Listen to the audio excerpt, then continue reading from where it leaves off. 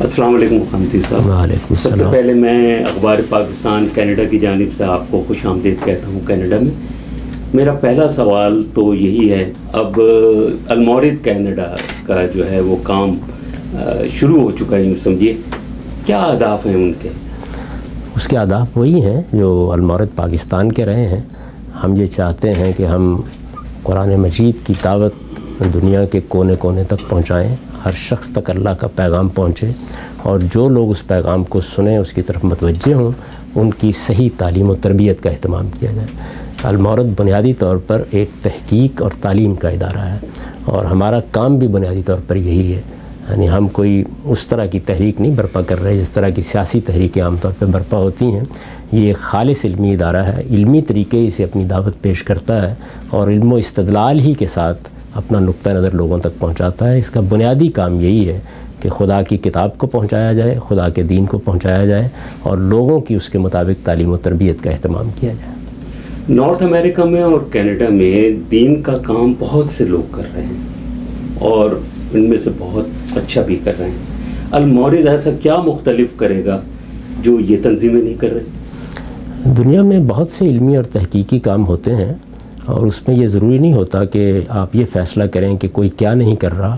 ہم جو کچھ کر رہے ہیں اس کو ہم نے وضاحت کے ساتھ بیان کر دیا ہے. آپ بہت سے مدرسے قائم ہوتے ہیں، بہت سی تعلیم گاہیں قائم ہوتی ہیں، بہت سی یونیورسٹیاں قائم ہوتی ہیں، ان میں سے کسی سے بھی یہ بات نہیں پوچھتے. اصل میں یہ ایک ایسی خدمت ہے جو ہر آدمی کو اپنی دانست میں اور اپنے فکر کے لحاظ سے اور اپنے طرز عمل کو سامنے رکھ کر کرنی چاہیے. اسی نوعیت کی ایک خدمت ہم بھی کر رہے ہیں. نہ ہم دوسروں کے عیوب تلاش کرتے ہیں اور نہ اپنی کوئی اس نوعیت کی انفرادیت کو بیان کرتے ہیں. ہم جو بات کہہ رہے ہیں وہ بات ہے جس کو لوگوں کو سننا چاہیے، اور جس طریقے سے ہم نے دین کو سمجھا ہے اس کو ان کو بھی سمجھنے کی کوشش کرنی چاہیے. یہ ہماری ذمہ داری ہے جس کو ہم ادا کرنے کی صحیح کر رہے ہیں. اچھا، یہاں نارتھ امریکہ میں اور کینیڈا میں جو ہماری نئی نسل ہے اس کو سمجھنے کے لیے کانٹینٹ کے ساتھ ساتھ انگریزی کے مقامی لہجے، ڈائلیکٹ اور ڈکشن اس کو بہت اہمیت دیتے ہیں. وہ اس سلسلے میں آپ اپنا میسیج ان تک کیسے پہنچانے کا بندوبست کر رہے ہیں؟ دیکھیے، بات یہ ہے کہ جب کوئی نیا فکر سامنے آتا ہے تو وہ آہستہ آہستہ ایسے لوگ پیدا کر لیتا ہے کہ جو مقامی طور پر بھی اس کا اچھا فہم رکھتے ہیں اور اس کو بیان کر سکتے ہیں. میرا احساس یہ ہے کہ ہم نے تو ابھی اپنے کام کی ابتدا کی ہے. بہت جلد ایسے مواقع پیدا ہو جائیں گے جس میں مقامی لہجوں میں بات کرنے والے اور اس کو پیش کرنے والے لوگ بھی اس فکر کو سمجھیں گے اور پھر اس کے مطابق تعلیم تربیت کا سلسلہ شروع کر سکیں گے. اچھا، یہاں چند دنوں سے آپ ہیں، بہت سارے لوگوں سے ملے اور آپ ان کے ساتھ آپ کا انٹریکشن ہوا. آپ کیا سمجھتے ہیں کہ یہاں دین کا کام نسبتاً پاکستان کے آسان ہے، مشکل ہے، یا اس میں بھی کچھ وقت لگے گا؟ میرا خیال یہ ہے کہ اس میں کوئی مشکل نہیں ہے. لوگ بات سننے کے لیے تیار ہیں اور ہر ایک کی بات سنتے ہیں. ہم بھی اپنی بات کہہ رہے ہیں.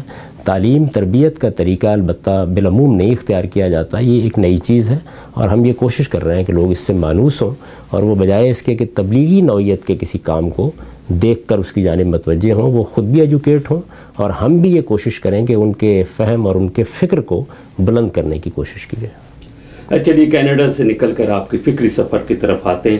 کہا جاتا ہے کہ آپ نے دین اور سیاست کو الگ کر دیا ہے. آپ نے کہا کہ اسلام انقلاب کو پسند نہیں کرتا، کیا یہ درست ہے؟ دیکھیے، اسلام ایک دین ہے اور دین کو دین ہی رہنا چاہیے. دین زندگی کے ہر شعبے کے بارے میں کچھ نہ کچھ ہدایت دیتا ہے، سیاست کے بارے میں بھی دیتا ہے. سیاسی کام کرنا ایک الگ چیز ہے، اور دین کا سیاست کے بارے میں کوئی حکم دینا یا کوئی وضاحت کرنا یہ بالکل ایک دوسری چیز ہے. میری کتاب آپ دیکھیے جو میں نے اسلام پر لکھی ہے، میزان، اس میں قانون سیاست کا ایک پورا باب موجود ہے. تو اس وجہ سے یہ بات کہ کس مفہوم میں کہی جاتی ہے، جب تک واضح نہ ہو میں اس پر کوئی تبصرہ نہیں کر سکتا. یعنی میں نے جو بات کہی ہے وہ یہ ہے کہ اہل علم کو، خاص طور پر دین کے علماء کو، اپنے اصل کام کی طرف متوجہ ہونا چاہیے، اور وہ کام خود قرآن نے متعین کر دیا ہے. وہ کام یہ ہے کہ وہ اپنی قوم کو خبردار کریں، اس کو نصیحت کریں اور اس کی تعلیم و تربیت کا اہتمام کریں. یہ علماء کا کام ہے. سیاسی کام کرنے والوں کو سیاسی کام کرنا چاہیے، لیکن اسلام میں سیاست کے بارے میں بھی کچھ احکام دیے گئے ہیں، وہ میں نے اپنی کتابوں میں بیان کی ہیں، ان کی وضاحت کی ہے، ان کے اوپر مضامین لکھے. اچھا، نبی کریم صلی اللہ علیہ وسلم کا جو سیاسی کردار ہے اس کی جگہ آپ کہتے ہیں کہ وہ ریفارمر ہیں. اس طرح تو آپ نے ان کے سیاسی کردار کو... میں نے تو یہ بھی کبھی نہیں کہا کہ وہ ریفارمر ہیں. میرے نزدیک وہ اللہ کے رسول ہیں. اللہ کے رسول تو اللہ کا پیغام پہنچانے کے لیے آتے ہیں، وہ اللہ کا دین لے کے آتے ہیں، اس دین کو دنیا تک پہنچانا ان کی ذمہ داری ہے، اور وہ اللہ کے احکام کے تحت اس دین کی وضاحت بھی کرتے ہیں، اس کی شرح بھی کرتے ہیں، اور پھر چونکہ رسول کے منصب پر وہ فائز ہیں تو اللہ کا فیصلہ بھی صادر کر کے جاتے ہیں۔ تو رسالت مآب صلی اللہ علیہ وسلم نے یہ کام کیا ہے۔ جہاں تک ریفارمرز کا تعلق ہے وہ تو دنیا میں بہت آتے رہتے ہیں، بہت جاتے رہیں گے۔ رسول کا مرتبہ اور نبی کا مرتبہ اس سے بہت بلند ہے، وہ خدا کا پیغام لے کے آتا ہے۔ اچھا، آپ نے کہیں یہ کہا ہے کہ انبیاء کرام وقت کے نظام کو موضوع نہیں بناتے بلکہ فرد کو موضوع بناتے ہیں، اور جب حضرت ابراہیم علیہ السلام کو اگر ہم دیکھیں تو وہ ایک سسٹم کے خلاف کسی انقلابی کی طرح ہمیں کھڑے ہوئے نظر آتے ہیں۔ آپ اس کے سلسلے میں؟ انبیاء علیہ السلام خدا کا دین پیش کرتے ہیں، اور وہ اب فرد کے سامنے پیش کرتے ہیں، اور فرد کی ہر حیثیت سے پیش کرتے ہیں۔ یعنی وہ فرد بادشاہ ہے تو اس کے سامنے بھی پیش کریں گے، فرد اگر باپ ہے تو اس کے سامنے بھی پیش کریں گے، وہ کسی رشتے سے منسلک ہے تو اس کے سامنے بھی پیش کریں گے۔ جب ہم یہ کہتے ہیں کہ انبیاء علیہ السلام فرد کو مخاطب کرتے ہیں تو اس کا مطلب یہ ہے کہ فرد کو اس کی ہر حیثیت میں مخاطب کریں گے۔ جب میں ایک عام آدمی کی حیثیت سے زندگی بسر کر رہا ہوں تو اس میں بھی دین مجھے احکام دیتا ہے۔ جس وقت میں شادی کرتا ہوں، باپ بن جاتا ہوں، شوہر بن جاتا ہوں، یا کوئی عورت بیوی بن جاتی ہے تو اس میں بھی دین احکام دیتا ہے۔ اسی طریقے سے اگر کوئی شخص ملک کا حکمران ہے تو اس کو بھی دین احکام دیتا ہے۔ تو انبیاء علیہ السلام فرد کو اس کی تمام حیثیتوں میں مخاطب کرتے ہیں، لیکن یہ بات کہ وہ کوئی نظام تبدیل کرنے کے لیے آتے ہیں یا وہ کوئی انقلاب برپا کرنے کے لیے آتے ہیں، نہیں، وہ خدا کا پیغام پہنچانے کے لیے آتے ہیں۔ اچھا، کچھ لوگوں کا خیال ہے کہ آپ نے دین کو بہت زیادہ ویسٹرنائز کر دیا ہے، ایک نئے کلچر جو ہے وہ بن رہا ہے۔ آپ جمہوریت کی بات کرتے ہیں، جبکہ جو کہ مغربی خیال ہے یقیناً۔ اسلام میں ہمیں ڈیموکریسی جو بہت کم نظر آتی ہے، اس کے بارے میں آپ کیا کہیں گے؟ میں نے تو قرآن مجید کی وہ آیت ہمیشہ لوگوں کے سامنے پیش کی ہے، جس میں قرآن مجید نے یہ فیصلہ کن انداز میں کہہ دیا ہے کہ مسلمانوں کا نظام ان کی رائے پر قائم ہوگا۔ اس کو آپ جمہوریت کہیں یا کچھ اور کہیں، بہرحال قرآن مجید بالکل واضح ہے اس معاملے میں کہ مسلمانوں کا نظام نہ کسی بندوق کی بنیاد پر قائم ہوگا، نہ کسی خاندان کی بنیاد پر قائم ہوگا، نہ کسی طبقے کی بنیاد پر قائم ہوگا، یہ لوگوں کی رائے سے قائم ہوگا اور اسی بنیاد پر چلے گا۔ تو جب اللہ تعالیٰ نے یہ فیصلہ کن بات کہہ دی ہے تو ظاہر بات ہے کہ میں اسی کا مبلغ ہوں اور یہی بات لوگوں کو بتاؤں گا۔ اچھا، قرارداد مقاصد کے بارے میں، آپ کے نیریٹو کے بارے میں کچھ علماء کا خیال ہے کہ آپ کی اس تشریح نے امریکہ اور ویسٹ کا کام جو ہے وہ آسان کر دیا ہے۔ آپ اس نیریٹو کی کچھ؟ میں جب کوئی کام کرتا ہوں تو میں صرف یہ دیکھتا ہوں کہ میرے پروردگار کی ہدایت کیا ہے۔ جب دین کے معاملے میں کوئی بات کہی جائے گی تو میں یہ دیکھوں گا کہ قرآن و سنت کی بنیاد پر وہ بات کہی جا رہی ہے یا نہیں کہی جا رہی ہے، اور اس کی غلطی واضح کروں گا۔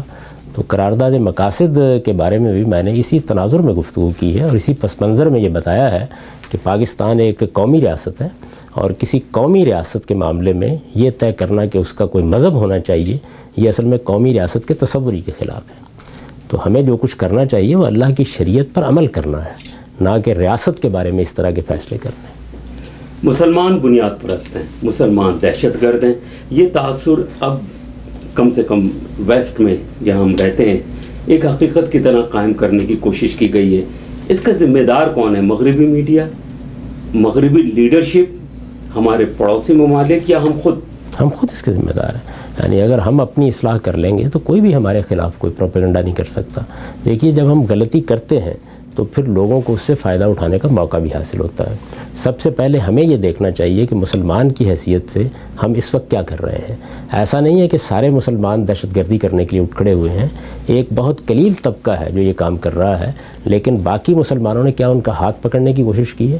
ان کے علماء نے، ان کے دانشوروں نے، ان کے سیاستدانوں نے آگے بڑھ کر مسلمان قوم کو یہ بتایا ہے کہ یہ نیریٹو بالکل بے معنی ہے، اس کی کوئی بنیاد نہیں ہے، قرآن و سنت کے بالکل خلاف ہے، اس میں ہم سے کوتاہی ہو رہی ہے۔ تو ہمیں اپنی اصلاح کرنی چاہیے۔ جب ہم اپنی اصلاح کر لیں گے تو پھر کوئی اور بھی اس سے فائدہ نہیں اٹھائے گا۔ اچھا، آپ کہتے ہیں یہاں پر مطلب ہم دین کے کام کو آگے بڑھانے کے لیے ہم بہت آسانی کے ساتھ قرآن کے پیغام کو لوگوں تک پہنچانے کی کوشش کریں اور ان تک ہم قرآن کا پیغام پہنچانے دیں۔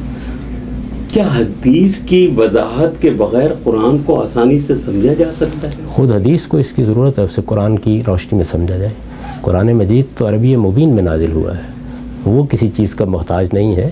حدیث اس کی محتاج ہے کہ اسے قرآن کی روشنی میں دیکھا جائے، قرآن کی روشنی میں سمجھا جائے۔ اگر اس کو قرآن مجید کی روشنی میں نہیں سمجھا جائے گا، بلکہ حدیث کیا جو قدیم صحیفے ہیں، تورات ہے، انجیل ہے، زبور ہے، ان کو بھی قرآن کی روشنی میں سمجھا جائے گا۔ قرآن مجید نے یہ بات اپنے بارے میں خود واضح کر دی ہے کہ اب میزان کی حیثیت اس کو حاصل ہے، لہذا ہر چیز اس کی روشنی میں سمجھی جائے گی۔ خود آپ سمجھتے ہیں کہ جو قرآن کا نظم ہے اور وہ اس کی خود وضاحت کر دیتا ہے جو کچھ ہم قرآن میں پڑھتے ہیں، کیونکہ کچھ چیزیں ایسی ہوتی ہیں بعض اوقات جو ہر ترجمہ تو ایسا نہیں ہے کہ اس میں کچھ وضاحت کی ضرورت ہوتی ہے، کیوں ہے، کیا ہے، اور اس کو دیکھیے وضاحت کی ضرورت تو لوگوں کے لحاظ سے ہوتی ہے، لیکن قرآن مجید اپنی بات کہنے میں نہایت واضح کتاب ہے۔ وہ خود یہ کہتا ہے کہ وہ بلسان عربی مبین نازل ہوئی ہے، یعنی واضح عربی زبان میں نازل ہوئی ہے۔ اس لیے قرآن مجید اپنا مدعا پوری شان کے ساتھ واضح کرتا ہے، اس میں کوئی ابہام نہیں ہوتا۔ وہ اپنی بات جب بھی کہتا ہے ہر لحاظ سے واضح کر کے کہہ دیتا ہے۔ البتہ انسانوں کے فہم میں کوتاہی ہوتی ہے، بعض اوقات ان کے تدبر میں کوتاہی ہوتی ہے، اور اس کی وجہ سے غلطی ہو جاتی ہے۔ اس غلطی پر اہل علم متوجہ کرتے رہتے ہیں۔ ہر چیز قرآن کی روشنی میں دیکھی جانی چاہیے۔ میرا تعلق پاکستان ٹیلی ویژن سے رہا خاصے طویل عرصے تک، اور میری دلچسپی اس کے اندر بہت ہے۔ مجھے جب پتہ چلا کہ جی یوٹیوب کے اوپر حضرت یوسف علیہ السلام کی ڈرامائی کی سیریز موجود ہے 35 ایپیسوڈ میں، اس کے علاوہ حضرت عمر کے بارے میں ایک بہت اچھی جو ہے وہ ڈرامائی تشکیل کی گئی ہے 45 ایپیسوڈز میں، اس کو کل رات میں نے چیک کیا تو مطلب ملینز کے اندر اس کو دیکھا گیا۔ آپ کیا سمجھتے ہیں کہ اس قسم کی چیز جو ہے وہ دین کے کام کو آگے بڑھانے کے لیے یا لوگوں تک پیغام پہنچانے کے لیے ٹھیک ہے؟ یہ سب جدید ذرائع ہیں، یعنی جب ہم مسجد میں لاؤڈ اسپیکر کو استعمال کرتے ہیں تو اپنی آواز بلند کرنے کے لیے استعمال کرتے ہیں تاکہ سب لوگوں تک پہنچ جائے۔ تو اسی طریقے سے یہ جدید ذرائع، یہ ٹیلی ویژن ہے، یہ انٹرنیٹ ہے، اسی طریقے سے فلم ہے، یہ بہت غیر معمولی ذرائع ہیں، اور ان سے آپ کو کام لینا چاہیے، ان سے فائدہ اٹھانا چاہیے۔ یہ ابلاغ کے ذرائع ہیں، ان کے ذریعے سے آپ کوئی خباثت بھی دنیا تک پہنچا سکتے ہیں اور آپ خدا کی ہدایت بھی دنیا تک پہنچا سکتے ہیں۔ اس کے پہنچانے کے لیے مسلمانوں کو بھی اسی طرح متوجہ ہونا چاہیے جس طرح باقی دنیا متوجہ ہے۔ مسئلہ یہاں یہ ہے کہ کچھ لوگ یہ کہتے ہیں کہ جی حضرت عمر کو پرسونیفائی کرنا، حضرت ابوبکر، کیونکہ اس میں نبی کریم صلی اللہ علیہ وسلم ازواج کو نہیں دکھایا گیا، لیکن ان سب حضرات کو جو ہے وہ اس میں دکھایا گیا ہے، باقی جو صحابہ کرام ہیں۔ تو آپ نے دیکھی ہے وہ خود؟ جی میں نے دیکھی تو نہیں ہے، لیکن میرے خیال میں یہ کوئی ایسی قابل اعتراض چیز نہیں ہے۔ دیکھیے بات یہ ہے کہ جب ہم کوئی فلم بناتے ہیں یا کوئی ڈرامہ بناتے ہیں تو یہ معلوم ہوتا ہے کہ یہاں کردار ادا کیے جا رہے ہیں۔ اس میں کوئی شخص نہ یوسف علیہ السلام بن جاتا ہے، نہ سیدنا عمر بن جاتا ہے، یہ ان کا کردار ہے۔ جس طریقے سے ایک ڈرامہ لکھنے والا اپنے الفاظ میں کسی کردار کو بیان کرتا ہے، بالکل اسی طریقے سے کوئی شخص اپنے عمل سے اس کردار کو نمایاں کر دیتا ہے۔ تو میرے خیال میں یہ ایک نیا فن ہے، مسلمان آہستہ آہستہ سے مانوس ہوں گے، اس میں کوئی حرج کی بات نہیں ہے۔ ابھی تو خاصی مشکل ہو رہی ہے حضرت یوسف علیہ السلام کی فلم دیکھتے ہوئے۔ کچھ لوگوں نے بتایا کہ جی ہم نے پردہ کر لیا، ہم نے، لیکن ہم سنتے رہے، دیکھتے رہے کچھ وہ۔ تو یہ میرا خیال ہے یہ ایسا ہی ہوتا ہے۔ دیکھیے لاؤڈ اسپیکر شروع میں آیا تو اس کو اعلیٰ اللہب کہا گیا، اور یہ کہا گیا کہ یہ مسجد میں داخل بھی نہیں کیا جا سکتا، لیکن اب جانتے ہیں کہ اب اس کو مسجد سے نکالنا کتنا مشکل ہو گیا ہے، بہت مشکل ہو رہی ہے، بہت تکلیف بھی دے رہا ہے لوگوں کو۔ تو اس لیے یہ نئی چیز جب بھی آتی ہے تو لوگوں کا رد عمل اس کے بارے میں اسی نوعیت کا ہوتا ہے، اس میں کوئی حرج کی بات نہیں ہے۔ اصل چیز یہ ہے کہ جو کانٹینٹ پیش کیا جا رہا ہے کیا وہ صحیح ہے، تحقیق کے معیار پر پورا اترتا ہے، اس لحاظ سے کسی چیز پہ تنقید کی جا سکتی ہے۔ لیکن تمثیل نگاری بجائے خود ایک بڑا فن ہے ابلاغ کے لیے، میرے خیال میں اس کو اب آہستہ آہستہ لوگ قبول کر لیں گے۔ جو معراج کے موقع کے اوپر جو کچھ نبی کریم صلی اللہ علیہ وسلم نے دیکھا، جو حضرت بلال کا مشکل ہوا، وہ بھی ایک تمثیلی کی شکل تھی شاید؟ اس میں بہت سی چیزیں ایسی ہیں جس میں تمثیل کا پیرایا اختیار کیا گیا ہے، یعنی نبی صلی اللہ علیہ وسلم کا چونکہ وہ ایک رویا ہے تو رویا عام طور پر تمثیلی ہوتی ہے۔ اس کی بڑی عمدہ مثال خود قرآن مجید میں حضرت یوسف کا رویا ہے۔